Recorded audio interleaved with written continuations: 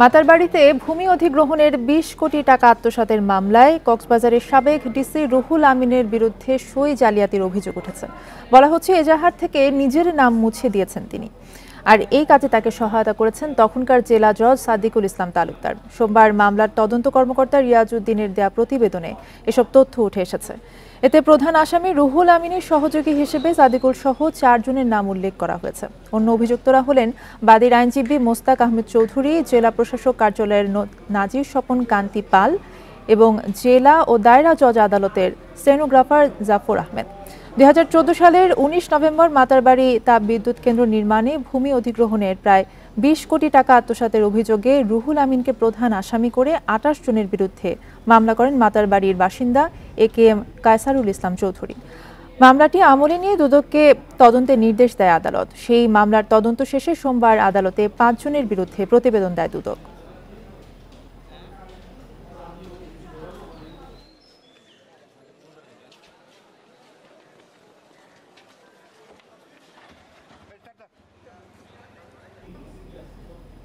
এ বিষয়ে আরো জানাতে এবার কক্সবাজার থেকে আমাদের সাথে যুক্ত হয়েছেন সহকর্মী তৌফিকুল ইসলাম। তৌফিকুল, দুদক যেই তদন্ত প্রতিবেদনটি দিয়েছে সেই প্রতিবেদনে আসলে বিস্তারিত কি বলা আছে এবং মামলার অগ্রগতি কতদূর এখন? হ্যাঁ, এটি আসলে ২০১৪ সালের একটি মামলা। সেই মামলার আপনারা জানেন কক্সবাজারের মহেশখালীর বায়ুবিদ্যুৎ প্রকল্পের তাপবিদ্যুৎ প্রকল্পের ভূমি অধিগ্রহণ নিয়ে আসলে মূলত ২০ কোটি টাকার একটি জালিয়াতি হয়। সেখানে এই বিষয়টি নিয়ে তৎকালীন সে সময়ে অভিযোগ করেছিলেন মামলার বাদী, এবং এরপরেই এই ঘটনার আসলে কক্সবাজারের তৎকালীন জেলা প্রশাসক মোহাম্মদ রুহুল আমিন তার নিজের নাম বাদ দিয়ে ঘোষাবাজা করে বাদী স্বাক্ষর ঘোষাবাজা করে তিনি নিজের নামটি কৌশলে বাদ দেন। তো এই কাজে তাকে সহযোগিতা করেছিলেন তৎকালীন জেলা জজ সাদিকুল ইসলাম, এবং তিনি সাদিকুল ইসলাম নিজেই দুদকের কাছে সেই প্রতিবেদনটি আসলে পাঠান। তখন যে মামলার যে বাদী তিনি জানতে পেরেছেন যে তার নাম সেখানকার জেলা প্রশাসকের নাম বাদ দেওয়া হয়েছে। তখন তিনি আরো একটি অভিযোগ করেন একই আদালতে। তো আদালতে যখন অভিযোগ করেন তখন এই বিষয়টি নিয়ে দীর্ঘ তদন্ত করেন। এটি নিয়ে দুদক দীর্ঘ তদন্ত করে সেখানে যে বিষয়টি স্পষ্ট হয় এবং এই ঘটনার সাথে আরো যারা যারা জড়িত আছেন মোট ৫ জনের নাম উল্লেখ করে তদন্ত প্রতিবেদন জমা দেন। তবে আমরা যেটি জানতে পেরেছি, আপনারা জানেন এই ঘটনার পরপরই কিন্তু আসলে এখন যাদের নাম উল্লেখ করা হয়েছে মামলার বাদীর আইনজীবীর কিন্তু এখানকার সেই ঘটনার সাথে যুক্ত আছে বলে তিনি জানিয়েছেন। তবে সবকিছু মিলে আসলে এখন পর্যন্ত আমরা যেহেতু প্রতিবেদনটি জমা দিয়েছে, এখন পরবর্তী পদক্ষেপ কি হয় সেটি এখন আমরা দেখার পালা। তৌফিকুল ইসলাম জানাচ্ছিলেন কক্সবাজার থেকে। জাতীয় রাজস্ব বোর্ডের ২ কর্মকর্তা কাজী আবু মাহমুদ ফয়সাল ও মতিউর রহমানের বিপুল সম্পদের বিষয়টি সম্প্রতি আলোড়ন তুলেছে। গাজীপুরের পুবাইলে মতিউর ও তার স্ত্রীর ৬০ বিঘা জমিতে গড়ে তুলেছেন পিকনিক অ্যান্ড শুটিং স্পট। রয়েছে জমি জবরদখলের অভিযোগও। আপন ভুবন নামে ৬০ বিঘার এই পিকনিক অ্যান্ড শুটিং স্পটটি গাজীপুরের পুবাইলের খিলগাঁও এলাকার। ভূমি অফিসের তথ্য মতে জমির একটি অংশ রাজস্ব কর্মকর্তা মতিউর রহমান, তার স্ত্রী নরসিংদীর উপজেলা চেয়ারম্যান লায়লা কানিজ লাকি, তাদের ছেলে তৌফিকুর রহমান অর্ণব ও মেয়ে ফারজানা ইস্পিতার নামে। স্থানীয়রা জানান কিছু জমি ভাড়া নেওয়া হলেও অনেকের জমি জবরদখল করেছেন মতিউর। আপন ভবনে আমাদের ২৬% মতন জমি আছে, আমাদের কাছ থেকে নেয় নাই, আমাদের আরো অন্য যারা আছে রিলেটিভ আছে তাদের কাছ থেকে নিয়ে আমাদের জমি দখল করে নিয়ে রাখছে। এগো মাধ্যমে এই ৩ জনের মাধ্যমে জমি দখল করে তারপরে এটা একটা পর্যায়ে নিয়ে যায়, পর্যায়ে নিয়ে গিয়া তারপরে এই জমি ধারে রেজিস্ট্রি করে নেয়। দুর্নীতি নিয়ে প্রশ্ন ওঠার পর পিকনিক স্পটটির আগের সব কর্মীকে সরিয়ে নেওয়া হয়। নতুনরা সুস্পষ্ট জানেন না এর মালিকানা সম্পর্কে। এদিকে মতিউরের দুর্নীতি নিয়ে কথা বলতে অপারগতা জানান জেলা প্রশাসক। মালিকের নাম আমি সঠিক জানি না, আমি আইসি ১.৫ মাস ধরে। ১.৫ মাসের মধ্যে ম্যাডামেরও দেখি নেই, স্যারেরও দেখি নেই। কেউ কোনোদিন অভিযোগ নিয়ে আসেও নাই বা কোনো পুলিশও আসে নাই যে আপনারা জমি দখল করছেন, মামলাও হয়নি এখন নামে। আরেক রাজস্ব কর্মকর্তা কাজী আবু মাহমুদ ফয়সালের ২টি বাড়ি ও জমি রয়েছে খুলনায়। পৈতৃক সম্পত্তির বাইরে আর কোনো সম্পদ আছে কিনা তা তদন্তের দাবি জানিয়েছেন সুশীল সমাজের প্রতিনিধিরা। ব্যক্তিগত তার ওয়াইফের নামে বা তার পরিবারের নামে যে সম্পত্তিগুলি খুলনায় অন্যান্য জায়গায় করা হয়েছে, এগুলি সুষ্ঠু তদন্ত করে বের করা উচিত এবং দেশে এবং দেশের বাইরে তার যে সহায় সম্পদগুলি আছে সেগুলিও বের করে এটার বিরুদ্ধে একটা ব্যবস্থা নেওয়া উচিত। এ বিষয়ে খুলনা দুর্নীতি দমন কমিশনের কর্মকর্তাদের সাথে যোগাযোগ করা হলেও কেউ কথা বলতে রাজি হননি। Sadequr Rahman Siddiqui, independent news. সর্বজনীন পেনশন বাতিলের দাবিতে টানা তৃতীয় দিনের মতো কর্মবিরতি পালন করছেন সব সরকারি বিশ্ববিদ্যালয়ের শিক্ষকরা। এদিকে আগামীকাল সকালে শিক্ষক প্রতিনিধিদের সঙ্গে আলোচনায় বসবেন বলে জানিয়েছেন আওয়ামী লীগের সাধারণ সম্পাদক ওবায়দুল কাদের। আন্দোলনের অংশ হিসেবে ক্লাস পরীক্ষা না হওয়ায় অচল হয়ে পড়েছে ক্যাম্পাস, এমনকি বিশ্ববিদ্যালয়ে ভর্তি পরীক্ষাও স্থগিত করা হয়েছে। তবে দাবি পূরণ হলে বৃহস্পতিবারই ক্লাসে ফিরে যাবে বলে জানান শিক্ষকরা। তারা বলেন, নতুন পেনশন স্কিমের কারণে জুলাইয়ে যোগ দেওয়া শিক্ষকরা অবসরের পর এককালীন টাকা ও অন্যান্য সুবিধা পাবেন না। জাহাঙ্গীরনগর, চট্টগ্রাম, রাজশাহী সহ সব পাবলিক বিশ্ববিদ্যালয়ের শিক্ষকরাই কর্মবিরতি পালন করছেন। শিক্ষকদের সেশন জটের শঙ্কা নেই জানিয়ে তারা বলছেন, দাবি আদায় হলে অতিরিক্ত ক্লাস নিয়ে ক্ষতি পুষিয়ে দেওয়া হবে। 13 মার্চ বিশ্ববিদ্যালয়ের শিক্ষকদের স্বায়ত্তশাসিত পেনশন প্রত্যয় স্কিমে আনার প্রজ্ঞাপন জারির পর থেকেই প্রতিবাদ জানাচ্ছেন শিক্ষকরা। আন্দোলন চালিয়ে যাচ্ছি, আমাদের দাবি আদায় না হওয়া পর্যন্ত আমাদের আন্দোলন চলবে। আমাদের আন্দোলনগুলো কি, প্রত্যয় স্কিম প্রত্যাহার করতে হবে। 2 নম্বর হলো যে আমাদের যে সুপার গেটটি 2015 সালে আমাদের দেওয়ার কথা ছিল, সে সিদ্ধান্ত হয়েছে, সেটা দিতে হবে। আর আমরা স্বতন্ত্র বেতন স্কেল চাচ্ছি। যদি প্রত্যেক স্কিম প্রত্যাহার করে স্বতন্ত্র বেতন স্কেল করা হয়, তাহলে তো এক জায়গায় চলে আসতো দুইটা মিলে। প্রথম ও দ্বিতীয় শ্রেণীর সরকারি চাকরিতে 30% মুক্তিযোদ্ধা কোটার বিষয়টি আপিল বিভাগের পূর্ণাঙ্গ বেঞ্চে উঠছে কাল। আপিল বিভাগ কী রায় দেয় তা নিয়ে দুই পক্ষই উৎকণ্ঠায়। কোটার পক্ষে বিপক্ষে জোরালো অবস্থান আইনজ্ঞদেরও। এদিকে সরকারি চাকরিতে কোটা বাতিলের দাবিতে আজ দুপুর 2:30টায় ঢাকা বিশ্ববিদ্যালয়ে বিক্ষোভের ডাক দিয়েছে শিক্ষার্থীরা। শিক্ষার্থীদের আন্দোলনের মুখে 2018 সালের অক্টোবরে প্রথম ও দ্বিতীয় শ্রেণীর সরকারি চাকরিতে 30% মুক্তিযোদ্ধা কোটা বাতিল হয়। গত 5 জুন হাইকোর্টের রায়ে সেই কোটা পদ্ধতি পুনর্বহাল হয়। চেম্বার আদালতও হাইকোর্টের রায় স্থগিত না করায় আন্দোলনে নামে শিক্ষার্থীরা। পাশাপাশি কোটার পক্ষে বীর মুক্তিযোদ্ধার সন্তানরাও প্রস্তুত প্রধান বিচারপতির নেতৃত্বে আপিলের পূর্ণাঙ্গ বেঞ্চে রাষ্ট্রপক্ষের বিরুদ্ধে শুনানি করতে। বাদীপক্ষের আইনজীবী বলছেন, 5 বছর আগে সরকার বাতিল করলেও উচ্চ আদালতে মুক্তিযোদ্ধার সম্মান পুনর্বহাল হয়েছে, আপিলেও তা অক্ষুণ্ণ থাকবে। জীবন বাজি রেখে যেহেতু মুক্তিযুদ্ধ করছে, তাদের সন্তানরা সেই প্রিভিলেজটা পাবে বা পাচ্ছে, বা নাতিপুতি যারা আছে তারাও পাবে। 13তম গ্রেডের উপরে যারা, তাদের অলরেডি মুক্তিযোদ্ধা কোটাও ঠিক আছে, তাহলে কেন এই 9 থেকে 13 পর্যন্ত প্রথম এবং দ্বিতীয় শ্রেণী যারা, তারা কেন বঞ্চিত হবে? এটা হতেই পারে না। 4 জুলাই এটা হিয়ারিং হবে যে হাইকোর্ট ডিভিশনের জাজমেন্টটা স্টের জন্য আমরা গিয়েছি। তারপরে স্টে হোক বা না হোক, এর পরবর্তী প্রক্রিয়া হলো যে রেগুলার আপিল ফাইল করা হবে পূর্ণাঙ্গ জাজমেন্ট পেয়ে। তবে বীর মুক্তিযোদ্ধা, সিনিয়র আইনজীবী ও মানবাধিকার অনেক বিশেষজ্ঞরা বলছেন, চাকরির ক্ষেত্রে কোটা নয়, মেধার মূল্যায়ন বাড়ানো দরকার। এটা বেশি দিন কন্টিনিউ করা ঠিক না, কারণ তাতে করে আগামী প্রজন্ম এই কোটা আর সুবিধা নিতে গিয়ে এখানে অনেকগুলো অনিয়ম হবে, তাদের যে মূল্যায়ন, সেই মূল্যায়ন তারা পাবে না। একটা জায়গায় কিন্তু আমি নাতি তাদেরও আবার দহিত্র প্রদহিত্র সবাই হবে এই সুবিধা পাবে, এটিও কিন্তু যৌক্তিক নয়। সেগুলোকে আবার আমাদের চিন্তা ভাবনা করে সেই সঠিক একটা কিন্তু রেখা একটা টেনে দেওয়া দরকার বলে আমার কাছে মনে হয়। মুক্তিযোদ্ধা, নারী, জেলা, ক্ষুদ্র নৃগোষ্ঠী ও প্রতিবন্ধীদের জন্য এখন সরকারি চাকরিতে 56% কোটা রয়েছে। Zahidul Bashar, independent news, Dhaka. টানা বৃষ্টি ও উজানের পাহাড়ি ঢল অব্যাহত থাকায় সিলেটের বন্যা পরিস্থিতির অবনতি হয়েছে। তৃতীয় দফার বন্যায় প্লাবিত হয়েছে জেলার 97 ইউনিয়নের 1176 গ্রাম, পানিবন্দী 7 লাখ মানুষ। এছাড়া সুনামগঞ্জ, মৌলভীবাজার, নেত্রকোনা, ফেনী, শেরপুর ও খাগড়াছড়িতে বন্যায় দুর্ভোগ পোহাচ্ছেন কয়েক লাখ মানুষ। তৃতীয় দফা বন্যায় সিলেটের সীমান্তবর্তী উপজেলা কোম্পানীগঞ্জ, কানাইঘাট, গোয়াইনঘাট ও জকিগঞ্জের নিম্নাঞ্চল প্লাবিত হয়েছে। পানিবন্দী হয়ে দুর্ভোগে জেলার 7 লাখ মানুষ। পানি বিপদসীমার উপর দিয়ে তালতলা পয়েন্টে অনেক বন্যা, খুবই অবস্থা খুবই খারাপ সিলেটের। বৃষ্টিপাত না হওয়ায় সুনামগঞ্জের 4 জেলায় বন্যা পরিস্থিতি অপরিবর্তিত রয়েছে। তবে এখনও পানিবন্দী 5 লাখ মানুষ। 63টি আশ্রয় কেন্দ্রে প্রায় 1700 মানুষ আশ্রয় নিয়েছেন। সারাদিন বইয়া থেকে একবারে কুদ্দুর পার হয়েছে, আরেকজন ইয়া দিয়া 50 টাকা দিয়া, এরকম কষ্টের মধ্যে আছি। সুনামগঞ্জ উজানে ভারী থেকে অতি ভারী বৃষ্টিপাতের পূর্বাভাস রয়েছে এবং এটি আগামী 5 তারিখ পর্যন্ত কন্টিনিউ হতে পারে। সেক্ষেত্রে এবার নদীর পানি বৃদ্ধি পেতে পারে। তবে যেহেতু এখন আমাদের পানি লেভেল মাত্র 4 সেন্টিমিটার উপরে, তবে উজানে পানি বৃষ্টিপাত হলেও সেক্ষেত্রে পানি নদীর বাড়তে পারে। মৌলভীবাজারের কুশিয়ার মনোনদীর পানি বৃদ্ধি পেয়েছে। রাজনগর ও সদর উপজেলার 20টি গ্রাম পানির নিচে। এছাড়া ফেনীর মুহুরী ও কুহা নদীর বাঁধের 5টি স্থান দিয়ে পানি ঢুকে প্লাবিত হয়েছে 15 গ্রাম।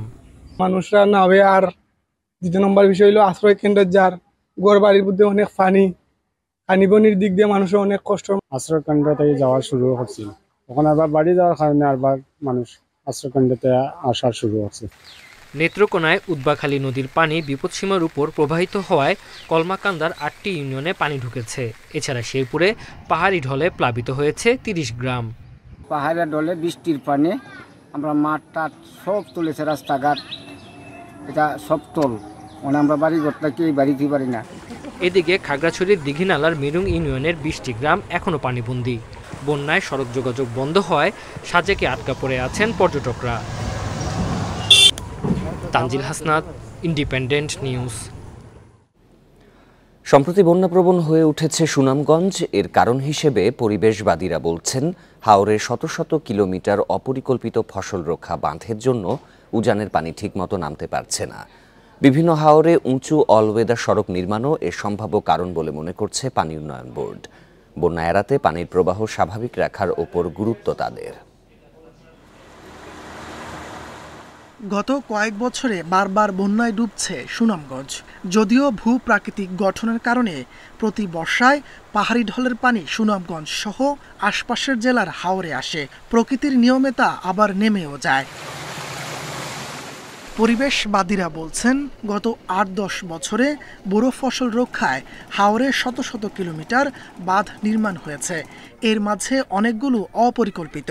এতে পানির স্বাভাবিক প্রবাহ বাধাগ্রস্ত হচ্ছে, দেখা দিচ্ছে বন্যা। হাওরগুলোতে অপরিকল্পিত বাঁধ নির্মাণ করে পানি আটকে ফেলছি, যে কারণে পানি তার প্রকৃতির সূত্র অনুযায়ী নিষ্কাশিত হওয়ার সুযোগ পাচ্ছে না, এক জায়গায় পানিটা ফুলে উঠছে। সুনামগঞ্জের বন্যা নিয়ন্ত্রণের জন্য বাঁধগুলো নিয়ে সামগ্রিকভাবে ভাবতে হবে। বিভিন্ন হাওরে উঁচু অল ওয়েদার সড়ক নির্মাণের কারণেও উজানের পানি ঠিকমতো নামতে পারছে না। অল ওয়েদার রোড অনেক জায়গায় হয়তো তৈরি হয়েছে, এই কারণেই হয়তো ডাউন স্ট্রিমে পানিটা দ্রুত চলে যেতে পারতেছে না। এক্ষেত্রে শুধু নদীর উপরে নির্ভর করতে হচ্ছে। শুধু নদীর উপর নির্ভর করলে কিন্তু আসলে এইটা পানিটা দ্রুত ডাউন স্ট্রিমে যাবে না। এই অবস্থায় হাওরে উঁচু সড়কের পরিবর্তে নিচু সাবমার্সিবল সড়ক ও অস্থায়ী ফসল রক্ষা বাঁধ নির্মাণে গুরুত্ব দিচ্ছে পানি উন্নয়ন বোর্ড। সেজন্য যে আমাদের ডুবন্ত বাঁধ বা সাবমার্সিবল রোড যেগুলো আছে সেগুলো নির্মাণ করতে হবে বেশি, তাহলে বাঁধের পানি ডাউন স্ট্রিমে চলে যেতে পারবে এবং বন্যার প্রকোপটা কমে যাবে। 2022 সালে ইতিহাসের ভয়াবহ বন্যার মুখোমুখি হয় সুনামগঞ্জের মানুষ। Independent news. বন্যা পরিস্থিতির আরও খবর জানাতে সিলেট ও শেরপুর থেকে যোগ দেবেন সহকর্মীরা। শুরুতেই যাব সিলেটে, সেখানে রয়েছেন সহকর্মী রানা মজুমদার। রানা, সুরমার কুশিয়ারা নদীর পানি তো বিভিন্ন পয়েন্টে বিপদসীমার ওপর দিয়ে প্রবাহিত হচ্ছে। পানি উন্নয়ন বোর্ড এ বিষয়ে কি জানিয়েছে? বন্যা পরিস্থিতির কত অবনতি হতে পারে?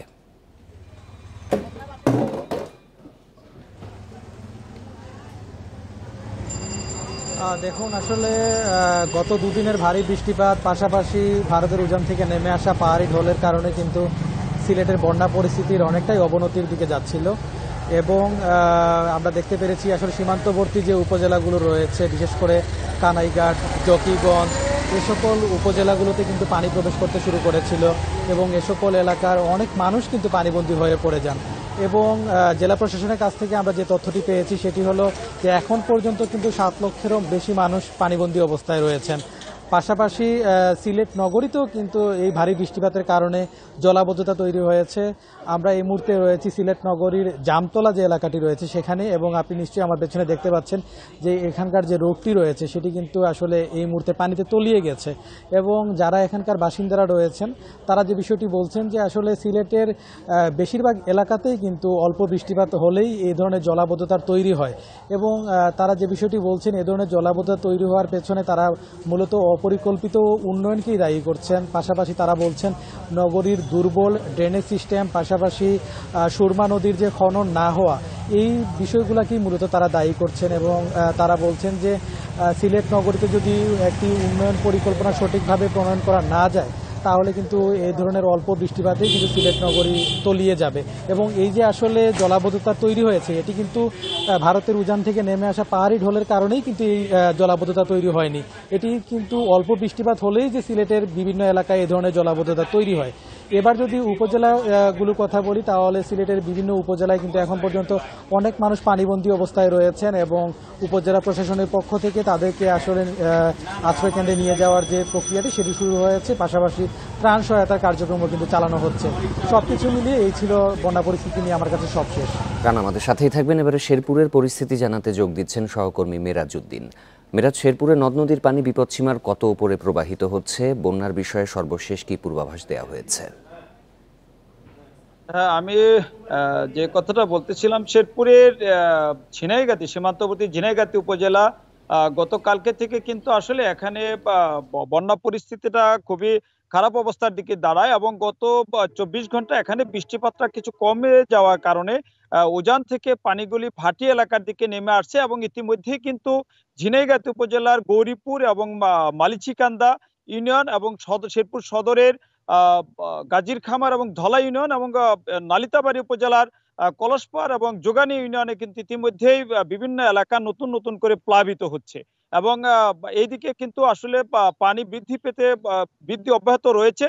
পাশাপাশি যে কথাটা বলতেছিলেন যে পানি উন্নয়ন বোর্ডের সাথে আমরা কথা বলেছি, যেটা তারা কর্মকর্তারা আমাদেরকে জানিয়েছেন যে শেরপুরে কিন্তু ইতিমধ্যেই বৃষ্টিটা গত 24 ঘন্টা কম হয়েছে, কিন্তু এখানে আসলে এই বন্যার পরিস্থিতিটা নির্ভর করে যে পার্শ্ববর্তী রাষ্ট্র ভারতের মেঘালয় রাজ্যে বৃষ্টিপাতের উপর অনেকটা এখানে যে পাহাড়ি ঢল এই বিষয়টা নির্ভর করে। এবং আমরা যতটুকু জানি যে এখনো মেঘালয় রাজ্যে কিন্তু বৃষ্টি হওয়ার সম্ভাবনা অনেক বেশি, এবং ওখানে বৃষ্টি হলে কিন্তু এই শেরপুর জেলা বন্যা পরিস্থিতি খারাপ অবস্থার দিকে যাবে বলে আমাদেরকে যেটা জানিয়েছেন। পাশাপাশি আরেকটা বিষয় আমি আপনাদেরকে জানিয়ে রাখতে চাই, শেরপুর সদরের দশানী নদীর পানি বৃদ্ধি অব্যাহত থাকার কারণে এখানে কিন্তু বেশ বিভিন্ন এলাকায় ভাঙ্গন দেখা দিয়েছে, এবং ভাঙ্গনের কারণে অন্ততপক্ষে 4টি গ্রামের মানুষ আতঙ্কের মধ্যে বসবাস করছে। পাশাপাশি ঝিনাইগাতির মহারশী নদী এবং নালিতাবাড়ির ভোগাই নদীর বেশ কয়েকটি স্থানে বন্যা নিয়ন্ত্রণ বাঁধের ভাঙ্গন দেখা দেওয়ার কারণে বিভিন্ন এলাকায় পানি ঢুকে পড়ছে। পাশাপাশি এই এলাকার মানুষের আসলে একটা আতঙ্কই হয়ে দাঁড়িয়েছে যে এখানে বৃষ্টিপাত শুরু হলেই এই এলাকার মানুষের আসলে আতঙ্কের মধ্যে থাকে যে কখন বন্যা নিয়ন্ত্রণ বাঁধ ভেঙে যাবে এবং তাদের বাড়িঘরে পানি ঢুকবে এবং তাদের ফসল ক্ষতি হবে। এখন বর্তমানে কিন্তু এই এলাকায় আউশের একটা আবাদ চলে আসতেছে, এবং বিভিন্ন এলাকায় আউশের বীজতলা এবং আমনের বীজতলা প্রস্তুত করা হয়েছে এবং আউশ ধান রোপণ করা শুরু হয়ে গেছে। ইতিমধ্যে এই বীজতলাগুলি পানির নিচে তলিয়ে যাওয়া কৃষকদের একটা শঙ্কার কারণ হয়ে দাঁড়িয়েছে, এবং কৃষকরা আমাদেরকে এই কথাটাই জানিয়েছেন। সিলেট ও শেরপুর থেকে বন্যা পরিস্থিতির খবর জানাচ্ছিলেন সহকর্মীরা। সোমবার রাত থেকে টানা বর্ষণে নোয়াখালী জেলা শহরে জলাবদ্ধতার সমস্যা প্রকট আকার ধারণ করেছে। বুধবার বৃষ্টি কমলেও বহু সরকারি বেসরকারি অফিস, বাসাবাড়ি, দোকানপাট ও পথঘাট এখনো পানির নিচে। খাল দখল ও ড্রেন ভরাট হয়ে যাওয়ার বর্ষার শুরুতে এমন পরিস্থিতি হয়েছে বলে অভিযোগ স্থানীয়দের। সোমবার রাত থেকে মঙ্গলবার রাত পর্যন্ত টানা বৃষ্টিতে নোয়াখালী জেলা শহর মাইজদীর অধিকাংশ এলাকায় জলাবদ্ধতা দেখা দিয়েছে। জেলা মৎস্য অফিস, আবহাওয়া অফিস, খাদ্য অফিস, জজ আদালত, সরকারি বালিকা উচ্চ বিদ্যালয়, নোয়াখালী সরকারি মহিলা কলেজের চারদিকে পানি। পুলিশ সুপার কার্যালয়ের নিচতলায় পানি ঢুকে অনেক নথিপত্র নষ্ট হয়েছে। শহরের উত্তর ফকিরপুরে বেশিরভাগ বাসাবাড়িতে পানি ঢুকেছে। ড্রেনের ময়লা ভাসছে চারদিকে। অনেকে বাসাবাড়ি ছেড়ে অন্যত্র আশ্রয় নিয়েছেন। স্থানীয়দের অভিযোগ, খাল দখল ও ভরাটের কারণে পানি নামতে পারছে না। এই যে আমরা জজ করে সামনে দিয়ে আসলাম, এখানে মানে পায়ে হেঁটে যাওয়ার মতো অবস্থা নেই। ড্রেনের যে ব্যবস্থা ওইগুলোতে ময়লা আবর্জনা ভর্তি যায়, পানি যায় না। ঘরবাড়িগুলো যদি উচ্ছেদ করে খালগুলো যদি পরিষ্কার করে দেওয়া হয় তাহলে আমরা সুন্দরভাবে বসবাস করতে পারবো। জেলা প্রশাসক জানিয়েছেন, শহরের জলাবদ্ধতা দূর করতে পৌরসভা সহ সংশ্লিষ্ট দপ্তরের সাথে জরুরি বৈঠক করে ব্যবস্থা নেওয়ার নির্দেশনা দেওয়া হয়েছে। কোথায় কোথায় সমস্যা হচ্ছে আমরা ইতিমধ্যে পাঠিয়েছি, তারা সব দেখতেছে এবং যেখানে কোনো ড্রেন যদি জোরপূর্বক কেউ কারো কারণে বন্ধ থাকে সেটাও আমরা আইডেন্টিফাই করতে বলেছি। আমরা ম্যাজিস্ট্রেট দিয়ে প্রয়োজনে সেটা ভেঙে দিব। জেলা আবহাওয়া অফিস জানিয়েছে, মঙ্গলবার জেলায় 109 মিলিমিটার বৃষ্টি হয়েছে। Independent news. আগামী 6 জুলাইয়ের পর সারা দেশে কমবে বৃষ্টিপাত, একই সঙ্গে বাড়তে পারে গরমের তীব্রতা, জানিয়েছে আবহাওয়া অফিস। আগামী 5 ও 6 জুলাই রংপুর, ময়মনসিংহ ও সিলেট অঞ্চলে অতি ভারী বৃষ্টিপাত হতে পারে। আজও কাল বৃষ্টি অব্যাহত থাকবে বরিশাল ও খুলনা অঞ্চলে। ঢাকাসহ আশপাশের এলাকায় ঝিরিঝিরি বৃষ্টিপাত হওয়ার সম্ভাবনা রয়েছে বলে জানিয়েছে আবহাওয়া অফিস। জলীয় বাষ্পের আধিক্য থাকায় ভ্যাপসা গরম অনুভূত হবে। এবার জুলাই স্বাভাবিকের চেয়ে বেশি বৃষ্টিপাত হওয়ার সম্ভাবনা রয়েছে বলে জানিয়েছে আবহাওয়া অফিস। আগামী এক সপ্তাহের মধ্যে লঘুচাপ হওয়ার সম্ভাবনা নেই।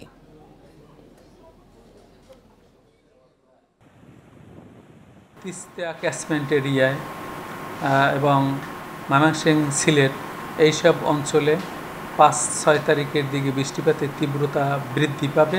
তবে আজকে এবং আগামীকাল দেশের উপকূলীয় বিভাগগুলো যেমন চট্টগ্রাম, বরিশাল এবং খুলনা বিভাগে বৃষ্টিপাতের তীব্রতা থাকবে। রাজশাহী এবং ঢাকা বিভাগে বৃষ্টিপাতের তীব্রতা কম থাকবে, ঝিরিঝিরি বৃষ্টি হবে। শ্রম আইন লঙ্ঘনের দায়ে ডক্টর ইউনূসের 6 মাসের সাজার বিরুদ্ধে করা আপিল দ্রুত নিষ্পত্তির নির্দেশ দিয়েছে হাইকোর্ট। শ্রম আপিল ট্রাইব্যুনালে তার সাজা স্থগিতের বিরুদ্ধে করা মামলার পূর্ণাঙ্গ রায়ে এই নির্দেশ দেন বিচারপতি নজরুল ইসলাম তালুকদারের নেতৃত্বে হাইকোর্টের বেঞ্চ। 50 পৃষ্ঠার রায়ে বলা হয়, সাজা কখনো স্থগিত হতে পারে না। এর আগে 18 মার্চ এই মামলায় ডক্টর ইউনূসের সাজা ও দণ্ড শ্রম আপিল ট্রাইব্যুনালে স্থগিতের আদেশ বাতিল করে মৌখিক রায় দেন হাইকোর্ট। ফলে 6 মাসের সাজা চলমান থাকে। পূর্ণাঙ্গ রায় বের হওয়ায় বৃহস্পতিবার শ্রম আপিল ট্রাইব্যুনালে ইউনূসের আপিল শুনানি শুরুর আবেদন করবে রাষ্ট্রপক্ষ। তবে ডক্টর ইউনূসের আইনজীবীর অভিযোগ, ট্রাইব্যুনালে আপিল শুনানির আগের দিন হাইকোর্টের রায় প্রকাশ করে চেম্বার আদালতে যাওয়ার পথ বন্ধ করার অপচেষ্টা করা হয়েছে।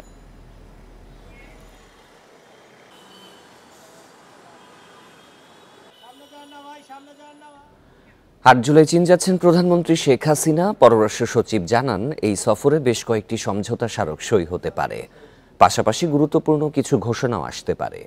তিনি দাবি করেন, ঢাকা বেইজিং সম্পর্ক অন্য দেশের ক্ষেত্রে প্রভাব ফেলবে না। তবে বিশ্লেষকরা বলছেন, কূটনীতিতে ভারসাম্য রক্ষা করাই ঢাকার মূল চ্যালেঞ্জ। ভারতের পর এবার চীন যাচ্ছেন প্রধানমন্ত্রী শেখ হাসিনা। দ্বাদশ সংসদ নির্বাচনে জয়ের পর এটি তার প্রথম বেইজিং সফর। তিস্তা উন্নয়ন প্রকল্প নিয়ে চীন ভারতের সঙ্গে বাংলাদেশের দর কষাকষি, ঢাকা বেইজিং সম্পর্ক নিয়ে যুক্তরাষ্ট্রের অস্বস্তি। বিশ্লেষকরা বলছেন, চীন সফরে প্রধানমন্ত্রী এসব বিষয় কিভাবে মোকাবেলা করেন সেটি দেখার বিষয়, কারণ এর উপরেই নির্ভর করছে ভূ রাজনীতির ভারসাম্য। প্রত্যেকটা দেশের সাথে সম্পর্ক আলাদা করে পার্সিভ করছে। চীনা নেতৃত্বকে আমি মনে করি, যেটা তার কনভিন্স করতে হবে যে দুটো দেশের সাথে যে আমাদের সম্পর্ক, তার মাঝে কোনো সংঘাত নেই, কারণ দুটো দেশের মাঝে সংঘাত আছে। চীনের সাথে আমাদের বাণিজ্যের ক্ষেত্রে, দ্বিপক্ষীয় বাণিজ্যের ক্ষেত্রে সবচেয়ে বেশি ভলিউমের দিক থেকে এবং ভারত তার পরে অবস্থান করে। সুতরাং এই দুটো দেশের সাথে সবসময় আমাদের ভালো সম্পর্ক রাখতে হবে।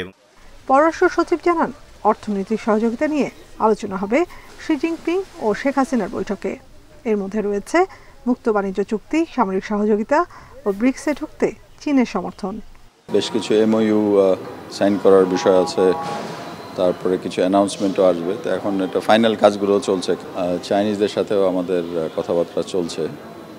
তো আমরা আশা করছি এটা একটা ভালো ফলপ্রসূ সফর হবে। তবে তিস্তা উন্নয়ন প্রকল্প নিয়ে কোনো আলোচনা হবে কিনা তা চূড়ান্ত হয়নি বলেও জানান পররাষ্ট্র সচিব। এটা নট শিওর, আমার জানা নেই। নাফিজাতুল্লাহ, ইন্ডিপেন্ডেন্ট নিউজ, ঢাকা। সিএনএফ এজেন্টদের আন্দোলনে স্থবির ঢাকা কাস্টমস হাউসের কুরিয়ার কার্যক্রম। এক্সপ্রেস বিধিমালা বাতিলের দাবিতে সকালে শাহজালাল আন্তর্জাতিক বিমানবন্দরের কার্গো গেটে বিক্ষোভ করেন শত শত সিএনএফ কর্মী। এছাড়া নতুন বিধিমালার আওতায় যারা কাজ পাচ্ছেন তাদেরও প্রতিহত করার ঘোষণা দেন C&F কর্মীরা। কুরিয়ারের মাধ্যমে বিদেশ থেকে আসা পণ্য খালাসের কাজ দীর্ঘ সময় ধরে করে আসছিলেন C&F এজেন্টরা, কিন্তু প্রায় সময়ই এজেন্টদের বিরুদ্ধে গ্রাহক হয়রানি এবং অতিরিক্ত অর্থ আদায়ের অভিযোগ ওঠে।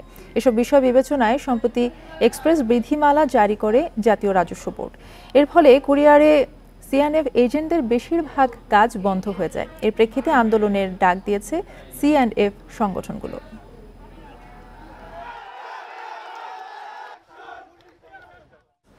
দক্ষ কর্মীর অভাবে তৈরি হচ্ছে না বিকল্প শ্রমবাজার, তাই 5 বছর ধরে রেমিটেন্স আটকে আছে $22 বিলিয়ন।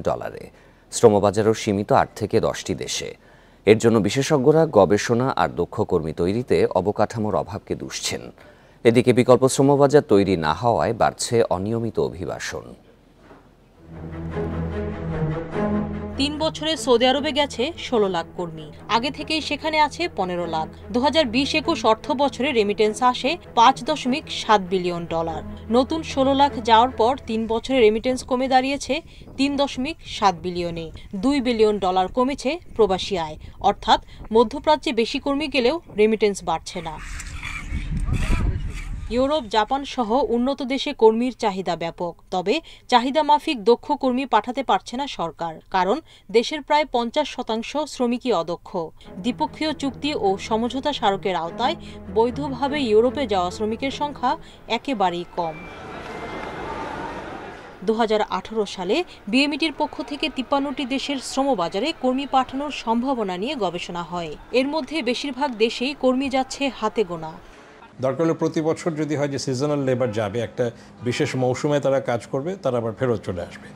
এইটার জন্য আমার ওইখানে একটা স্থায়ী বন্দোবস্ত লাগবে সরকারি বেসরকারিভাবে। সেটা না হলে কিন্তু বিশেষ করে শ্রমবাজারের যেই সেক্টরটা, এইটা কিন্তু মানে অনেক সম্ভাবনা থাকার পরেও ধস পড়তে পারে, ধস নামতে পারে। বিশেষজ্ঞরা বলছেন, দক্ষ জনবল তৈরিতে কারিগরি প্রতিষ্ঠানগুলো কাজে আসছে না, শ্রম কূটনীতিতেও নেই কার্যকর পরিকল্পনা। যেগুলোতে আমাদের অনেক বিদেশি কর্মীর চাহিদা প্রয়োজন, সেই দেশগুলোতে যেই মানের দক্ষ কর্মী প্রয়োজন, আমরা কিন্তু সেই মানের কর্মী তৈরি করতে পারছি না। যেমন 10 বছর পর সৌদি আরবে কী ধরনের লোক লাগবে, জাপানে কোন ধরনের চাহিদার লোক তৈরি চায় তারা, সেইটা যদি আমরা জেনে আমরা আমাদের কর্মীদের প্রস্তুত করতে পারতাম, দক্ষ তৈরি করতে পারতাম, তাহলে কিন্তু আমরা পারতাম। সরকারি তথ্য মতে 168টি দেশে বাংলাদেশি কর্মী যায়, এর মধ্যে 31টি দেশে গত 5 বছরে কোনো কর্মী যায়নি, আর নিয়মিত কর্মী যায় মাত্র 8 থেকে 10টি দেশে। সুলতানা জাহান মিতু, ইন্ডিপেন্ডেন্ট নিউজ, ঢাকা। আপনারা দেখছেন বিরতিহীন সংবাদ দুপুর। সংবাদে আরো যা দেখবেন, বেশিরভাগ ব্যাংকে পরিচালন মুনাফা বেড়েছে, সুদ হার ছাড়াও বেড়েছে ট্রেজারি আয়।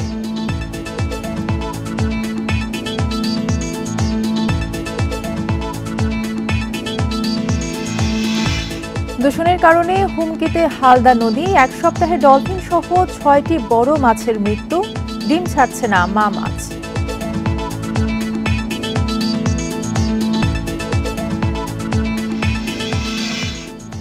কলড্রপ ইস্যুতে টেলিকম অপারেটর গ্রামীণ ফোনকে কারণ দর্শানোর নোটিশ দিয়েছে বাংলাদেশ টেলিযোগাযোগ নিয়ন্ত্রণ কমিশন BTRC। বুধবার দুপুরে সরকারের AI ভিত্তিক প্ল্যাটফর্ম G-Brain এর উদ্বোধনী অনুষ্ঠানে সাংবাদিকদের প্রশ্নের জবাবে এই কথা জানান ডাক, টেলিযোগাযোগ এবং তথ্য প্রযুক্তি প্রতিমন্ত্রী জুনায়েদ আহমেদ পলক। প্রতিমন্ত্রী বলেন, কলড্রপ ইস্যুতে কঠোর অবস্থানে রয়েছে BTRC, এজন্য সারা দেশে গোপন মনিটরিং শুরু হয়েছে। ত্রুটির পাওয়া গেলেই বড় অঙ্কের জরিমানা গুনতে হবে টেলিকম অপারেটরগুলোকে। এদিকে ডাক বিভাগ, BTCL, টেলিটক ও টেলিশকে আয় বাড়ানোর আয় ব্যয়ের প্রতিবেদনের জন্য 21 তারিখ পর্যন্ত সময় দেওয়া হয়েছে। এরপর সংস্থাগুলোকে বেসরকারি খাতে নেওয়ার বিষয়ে সিদ্ধান্ত নেবে সরকার। এদিকে ডাক বিভাগের 55 কোটি টাকার দুর্নীতি প্রমাণিত হলে অভিযুক্তদের চাকরিচ্যুত করার পর ফৌজদারি মামলা করা হবে বলে জানান প্রতিমন্ত্রী।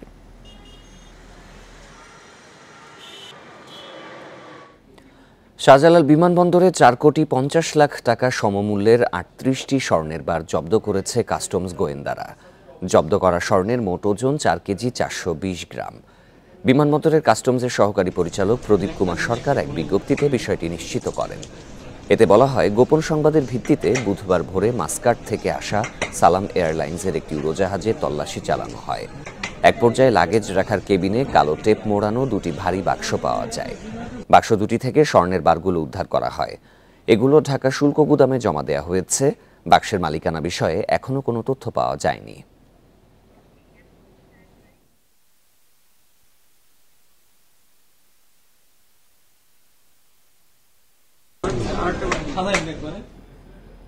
মাদক ও অনলাইন জুয়ার টাকার জন্য অটোরিকশা চালক রবিউলকে হত্যা ও রিকশাটি ছিনতাই করে আসামিরা। এরপর মাত্র 30,000 টাকায় সেটি বিক্রি করে দেয়। সকালে সংবাদ সম্মেলনে নরসিংদী জেলা পিবিআই পুলিশের এসপি বলেন, রবিউলকে হত্যার সঙ্গে জড়িত 7 জনকে গ্রেফতার করেছেন তারা। হত্যায় সরাসরি জড়িত 3 জন, এদের একজন পলাতক। মাদকের টাকার জন্য সহজ সরল কিশোর রবিউলকে হত্যা করা হয়। তিনি বলেন, পূর্ব পরিকল্পনা অনুযায়ী গত বছরের 29 অক্টোবর হত্যার উদ্দেশ্যে রবিউলের অটোরিকশা ভাড়া নিয়ে বিভিন্ন জায়গায় ঘোরাঘুরি করে আসামিরা। পরে নির্জন স্থানে চাপাতি দিয়ে রবিউলকে হত্যা করে মরদেহ রাস্তার পাশে ফেলে রেখে অটো নিয়ে পালিয়ে যায়। মোট 5 জনে আমরা 164 হয়েছে এবং এই গাড়িটা 30,000 টাকায়, মাত্র 30,000 টাকায় বিক্রি হয় এবং মাত্র 30,000 টাকা এই আসামিরা ভাগ করে নিয়ে যায় এবং তারা জুয়া খেলার জন্য এবং মাদক সেবনের জন্য এটা করে। এটা তারা আমাদের কাছে স্বীকার করেছে। জুয়া খেলার সময় 32 জনকে গ্রেপ্তার করেছে পুলিশ। গত রাতে দামপাড়ার মুনতাসির প্লাজা থেকে তাদেরকে গ্রেপ্তার করা হয়। এ সময় নগদ 1 লাখ টাকা ও জুয়া খেলার কাজে ব্যবহৃত সরঞ্জাম উদ্ধার করা হয়েছে। মহানগর পুলিশের উপকমিশনার মোখলেসুর রহমান জানিয়েছেন, গোপন খবরে অভিযান চালিয়ে হাতে নাতে তাদেরকে গ্রেপ্তার করা হয়। আদালতের মাধ্যমে পরবর্তী ব্যবস্থা নেওয়া হবে। এর আগেও একই স্থানে অভিযান চালানো হয়েছিল বলে জানিয়েছেন তিনি। গ্রেপ্তারকৃতদের মধ্যে লালখান বাজারে প্রভাবশালী ব্যক্তিরাও রয়েছেন, যা এলাকায় আলোচনা সৃষ্টি করেছে। এর আগেও আমরা অভিযান করেছি এবং এইটা তালাবদ্ধ ছিল, বন্ধ ছিল। তো হঠাৎ আবার হয়তো তারা শুরু করছে। এর পিছনে যদি কোনো প্রভাবশালী থেকে থাকে, আমরা অ্যাকচুয়ালি তাদের বিরুদ্ধে ব্যবস্থা নিয়েছি অতীতে এবং ভবিষ্যতে আমরা তাদের বিরুদ্ধে ব্যবস্থা নেব। আমদানির দায় পরিশোধে সহায়তা দিতে গত অর্থ বছরে বৈদেশিক মুদ্রার রিজার্ভ থেকে প্রায় 13 বিলিয়ন ডলার বিক্রি করেছে বাংলাদেশ ব্যাংক। স্থানীয় মুদ্রায় এর পরিমাণ প্রায় 1,52,000 কোটি টাকা। এ নিয়ে গত 3 অর্থ বছরে ডলার বিক্রি পরিমাণ প্রায় 34 বিলিয়ন। সংশ্লিষ্টরা জানান, নিয়ন্ত্রণের মাধ্যমে আমদানি কমানো এবং অন্যদিকে রপ্তানি ও রেমিটেন্স বৃদ্ধির ফলে বহির্বিশ্বের সঙ্গে লেনদেনে দেশের চলতি হিসেবে উদ্ধৃত রয়েছে। তবে বিদেশি ঋণ এবং বিনিয়োগ কমা এবং আগের ঋণ পরিশোধের চাপের কারণে আর্থিক হিসাবে বড় ঘাটতি রয়েছে। সামগ্রিক লেনদেন ভারসাম্যে এর নেতিবাচক প্রভাব পড়েছে। এ কারণে ডলার সংকটের তেমন উন্নতি হয়নি। বেশিরভাগ ডলার দেওয়া হয়েছে সরকারি খাতের জ্বালানি, সার ও খাদ্য আমদানির ব্যয় মেটাতে।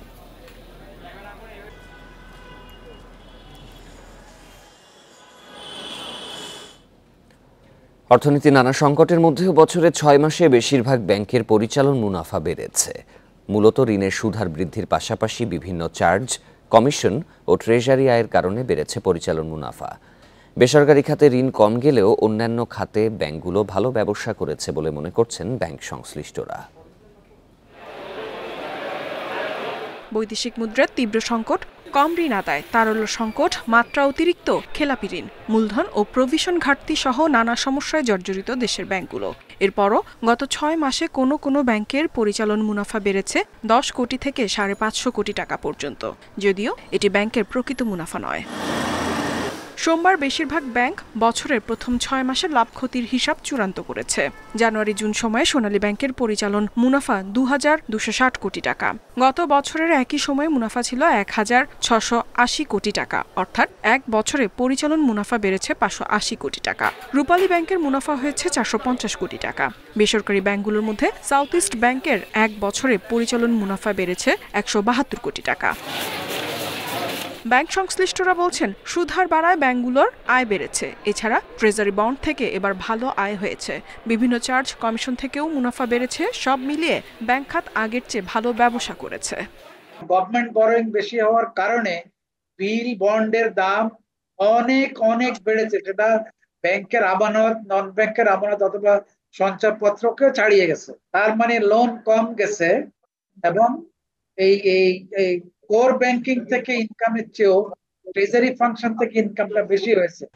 এদিকে বিপুল পরিমাণ ঋণ পুনর্তফসিল সত্ত্বেও চলতি বছরের মার্চ শেষে ব্যাংক খাতে খেলাপি ঋণ দাঁড়িয়েছে 1,82,000 কোটি টাকা। এসব ঋণের বিপরীতে প্রভিশন রেখে সরকারের কর পরিশোধের পর নিট মুনাফার হিসাব হবে। ইফাতারা, ইন্ডিপেন্ডেন্ট নিউজ। দেশের নানা প্রান্তের 35 নারী উদ্যোক্তাকে নিয়ে শুরু হলো একাডেমি ফর উইমেন এন্টারপ্রেনার মেলা। সকালে রাজধানীর বাড্ডার ব্র্যাক বিশ্ববিদ্যালয়ের ক্যাম্পাসে এর উদ্বোধন করেন যুক্তরাষ্ট্র দূতাবাসের ভারপ্রাপ্ত পাবলিক অ্যাফেয়ার্স কাউন্সিলর ব্রেন ফ্ল্যানিগান। উদ্বোধনী অনুষ্ঠানে ব্রেন ফ্ল্যানিগান বলেন, নারী উদ্যোক্তারা বাংলাদেশের অর্থনীতিতে বড় ভূমিকা রাখছে, ভবিষ্যতে তারা আরও বড় ভূমিকা রাখবে বলেও আশাবাদী তিনি। পরে মেলার স্টলগুলো ঘুরে দেখেন ব্রেন ফ্ল্যানিগান। প্রথমবারের মতো আয়োজিত এই মেলায় পোশাক, খাবার ও নানা ধরনের প্রসাধনী রাখা হয়েছে। ব্র্যাক বিশ্ববিদ্যালয়ের সহযোগিতায় এর আয়োজন করেছে যুক্তরাষ্ট্রের দূতাবাস। মেলা চলবে বৃহস্পতিবার পর্যন্ত।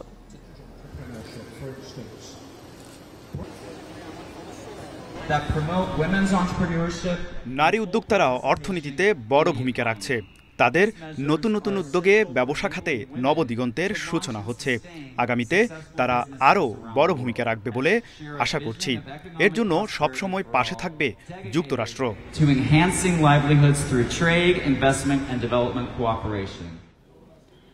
হুমকিতে দক্ষিণ এশিয়ার একমাত্র প্রাকৃতিক মৎস্য প্রজনন ক্ষেত্র হালদা।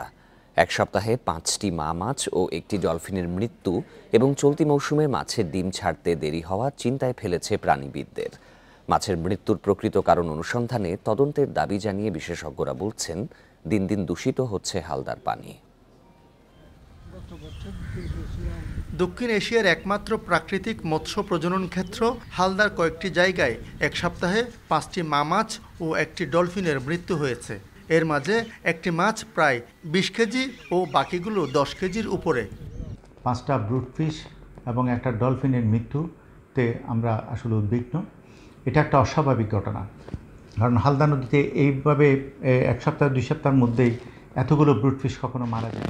বিশেষজ্ঞরা বলছেন, বিভিন্ন কারখানার বর্জ্য নদীতে মিশে পানিতে অক্সিজেনের পরিমাণ কমেছে, এতে মৃত্যু হতে পারে মা মাছের।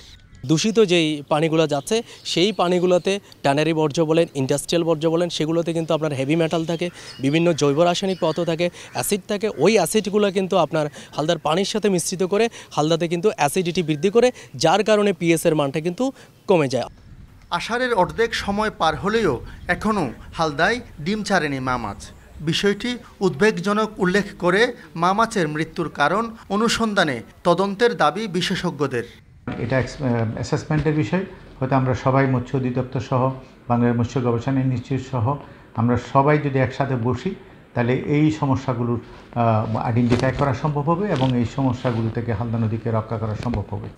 সাধারণত নমুনা ডিম ছাড়ার এক সপ্তাহের মধ্যে পুরোপুরি ডিম ছাড়ে মা মাছ। হালদায় চলতি মৌসুমে 6 ও 27 মে মা মাছ নমুনা ডিম ছেড়েছিল। আলমগীর সবুজ, ইন্ডিপেন্ডেন্ট নিউজ, চট্টগ্রাম। দেখছেন বিরতিহীন সংবাদ দুপুর। সংবাদে আরো যা থাকছে, গাজার নিরাপদ অঞ্চলেও ইসরায়েলি হামলা, নিহত 12, যুদ্ধবিরতি নিয়ে নেতানিয়াহু সেনাবাহিনীর মতবিরোধ।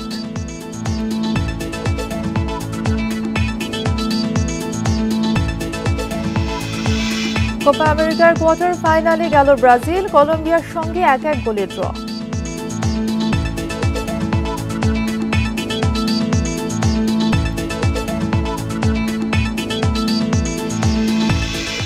ইসরায়েলের হাইফায় গুরুত্বপূর্ণ লক্ষ্যবস্তুতে হামলার দাবি করেছে ইয়েমেনের হুথি বিদ্রোহীরা। ইরাকের প্রতিরোধ গোষ্ঠীর সঙ্গে যৌথভাবে এই হামলা চালানো হয়েছে। একাধিক ক্ষেপণাস্ত্র দিয়ে এই সামরিক অভিযান চালানো হয়েছে বলে জানিয়েছেন হুথিদের মুখপাত্র। তবে কোন লক্ষ্যবস্তুতে আঘাত করা হয়েছে সেটি প্রকাশ করেননি তিনি। গাজার ফিলিস্তিনিদের প্রতি সংহতি জানিয়ে লোহিত সাগরে বাণিজ্যিক ও সামরিক জাহাজে নিয়মিত হামলা করে আসছে হুথিরা।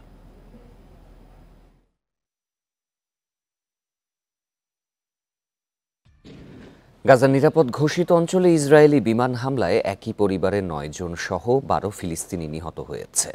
এদিকে নেতানিয়াহু যুদ্ধ চালিয়ে যেতে চাইলেও গাজায় যুদ্ধবিরতি চান ইসরায়েলি সেনা কর্মকর্তারা। গাজার প্রায় 20 লাখ ফিলিস্তিনি খোলা কারাগারে বাস করছে বলে মন্তব্য করেছে চীন।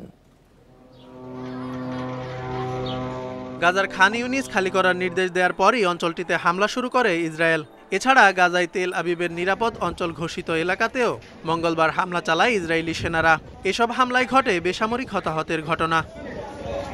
খান ইউনিস ছাড়তে ইসরায়েলি নির্দেশে প্রায় 2.5 লাখ ফিলিস্তিনি ভোগান্তিতে পড়েছে বলে জানিয়েছে জাতিসংঘ। এ নিয়ে উপত্যকার বাস্তুচ্যুত ফিলিস্তিনির সংখ্যা 19 লাখে পৌঁছেছে বলে ধারণা সংস্থাটির। খান ইউনিস ও রাফার প্রায় 117 বর্গ কিলোমিটার এলাকা খালি করার নির্দেশ দিয়েছে ইসরায়েল, যা 7 অক্টোবরের পর সবচেয়ে বড় আদেশ। এতে বেসামরিক ফিলিস্তিনিদের দুর্ভোগ আরও বাড়বে, আর এমন লোকদের সরিয়ে নেওয়া হচ্ছে যারা এর আগে 2 থেকে 3 বার বাস্তুচ্যুত হয়েছেন। ইসরায়েলি হামলার ভয়ে খান ইউনিসের ইউরোপিয়ান হাসপাতালের অসুস্থ রোগীরাও পালিয়ে গেছে। হাসপাতালটিতে মাত্র 3 জন রোগী অবশিষ্ট রয়েছে বলে জানিয়েছে বিশ্ব স্বাস্থ্য সংস্থা। হাসপাতালের নিরাপত্তার ওপর জোর দিয়েছে সংস্থাটি।